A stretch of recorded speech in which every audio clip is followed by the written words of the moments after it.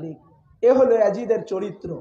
শুধু তাই নয়, খানায় কাবাতে হামলা করার জন্য যখন সে উঠে পড়ে লাগলো, গুড়া গাদা খচ্চর বাঁধা শুরু করে দিল।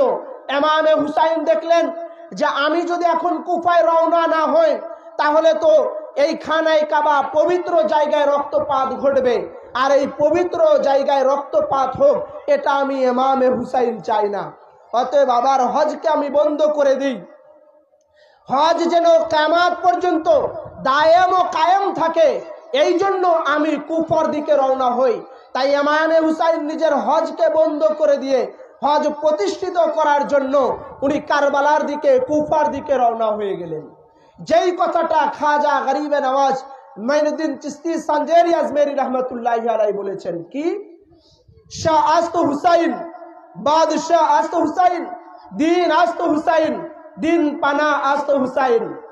খাজা বাবা বলেছেন বাদশাহ হুসাইন, সরদার হুসাইন, লিডার হুসাইন। আরে দিন বলতে ইমামে হুসাইন, নামাজ বলতে ইমামে হুসাইন, রোজা বলতে ইমামে হুসাইন, হজ বলতে ইমামে হুসাইন, জাকাত বলতে ইমামে হুসাইন।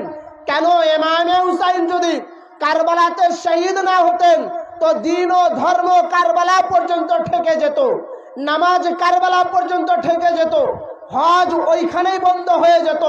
ইমাম হুসাইন নিজের জানের কুরবানের বিনিময়, নিজের মাথা মুবারকের বিনিময়, নিজের আলী আসগারের বিনিময়, নিজের আলী আকবরের বিনিময় দিনকে, ধর্মকে, নামাজকে, কালিমাকে, রোজাকে প্রতিষ্ঠিত করেছেন, দায়েম ও কায়েম রেখেছেন ইমামে হুসাইনের শাহাদাতের বিনিময়।